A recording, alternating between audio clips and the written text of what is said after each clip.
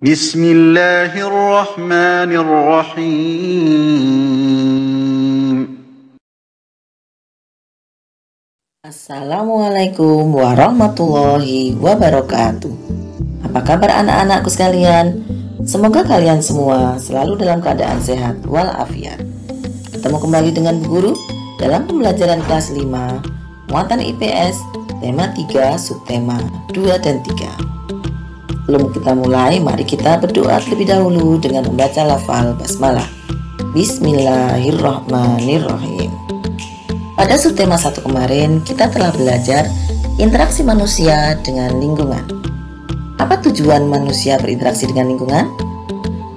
Manusia berinteraksi dengan lingkungan untuk memenuhi kebutuhan hidupnya. Nah, anak-anak sekalian, apakah interaksi manusia terhadap lingkungan mempengaruhi pembangunan masyarakat di Indonesia? Pada pembelajaran kali ini, kita akan belajar bagaimana pengaruh interaksi manusia dengan lingkungan terhadap pembangunan sosial, budaya, dan ekonomi masyarakat di Indonesia. Silakan simak penjelasan Bu Guru berikut ini. Pada pembelajaran kali ini, kompetensi dasar yang akan kita pelajari adalah kompetensi dasar 3.2, menganalisis bentuk-bentuk interaksi manusia dengan lingkungan dan pengaruhnya terhadap pembangunan sosial, budaya, dan ekonomi masyarakat Indonesia. Materi yang akan kita pelajari yang pertama adalah pengaruh interaksi manusia dengan lingkungan terhadap pembangunan sosial, ekonomi, dan budaya masyarakat di Indonesia. Dan yang kedua, keragaman sosial budaya Indonesia dan manfaatnya.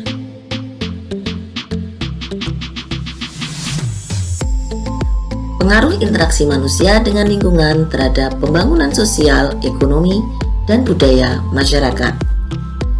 Sebelumnya, kita ketahui dulu apa itu pembangunan. Pembangunan adalah serangkaian proses yang dilakukan untuk memperbaiki taraf hidup agar tercipta kemakmuran dan kesejahteraan secara adil dan merata. Nah, anak-anak sekalian, setiap negara pasti mempunyai rancangan pembangunan di bidang sosial, ekonomi, dan budaya sesuai dengan program dan kemampuannya masing-masing. Selanjutnya, apa yang dimaksud dengan pembangunan sosial? Pembangunan sosial adalah perubahan yang terjadi di masyarakat untuk meningkatkan taraf hidup yang meliputi aspek sosial dan ekonomi. Tujuan pembangunan sosial adalah untuk meningkatkan taraf hidup masyarakat dan kesejahteraan sosial mulai dari kebutuhan fisik sampai spiritual. Contoh aktivitas masyarakat dalam upaya pembangunan sosial. Yang pertama, kegiatan ekonomi di pasar. Di pasar terjadi interaksi antara penjual dan pembeli atau antara penjual dengan supplier. Di pasar terjadi interaksi jual beli yang bertujuan untuk memenuhi kebutuhan hidup. Contoh berikutnya, kegiatan di koperasi. Koperasi merupakan salah satu usaha bersama yang berdasarkan asas kekeluargaan.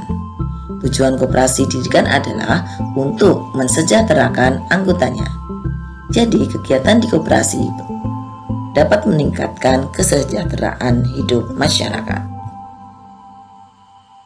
Contoh berikutnya adalah penyuluhan kesehatan. Interaksi antara penyuluh atau pemerintah dengan masyarakat umum bertujuan untuk menambah pengetahuan masyarakat terhadap kesehatan, sehingga harapannya kualitas kesehatan masyarakat dapat meningkat. Contoh selanjutnya, pengembangan objek wisata. Suatu wilayah yang dikembangkan menjadi objek wisata akan mempengaruhi kehidupan ekonomi masyarakat di sekitarnya, dapat menciptakan lapangan pekerjaan baru untuk masyarakat di sekitarnya, sehingga kesejahteraan hidup masyarakat di sekitarnya bisa meningkat. Contoh terakhir yaitu penyuluhan pertanian. Interaksi antara penyuluh atau pemerintah dengan petani bertujuan meningkatkan pengetahuan petani terhadap proses pertanian. Harapannya hasil pertanian bisa meningkat sehingga dapat meningkatkan kesejahteraan hidup petani. Jadi, dapat kita simpulkan bahwa pengaruh interaksi manusia dengan lingkungan terhadap pembangunan sosial masyarakat Indonesia antara lain adalah: itu dapat memperluas lapangan kerja, dapat meningkatkan kualitas kesehatan, dapat menimbulkan rasa persaudaraan dan kerukunan, saling tolong-menolong, dan kehidupan menjadi damai dan tentram. Selanjutnya kita akan pelajari apa itu pembangunan sosial budaya. Pembangunan sosial budaya adalah suatu proses perubahan sosial budaya terencana yang dirancang untuk meningkatkan taraf hidup dan kesejahteraan masyarakat. Tujuan pembangunan sosial budaya adalah membangun bangsa dan negara Indonesia menjadi negara maju dan modern tanpa kehilangan jati diri bangsa dan kebudayaan bangsa yang sudah ada. Contoh aktivitas masyarakat dalam upaya pembangunan sosial budaya: mempelajari tarian daerah, mempelajari alat musik daerah, membeli produk hasil karya budaya daerah, misalnya anyaman, gerabah, tenun, ukiran, batik, dan lain-lain.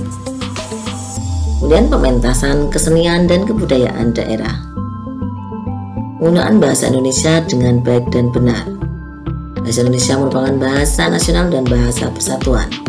Dan seharusnya menggunakan bahasa Indonesia secara baik dan benar. Selanjutnya, melestarikan makanan khas daerah.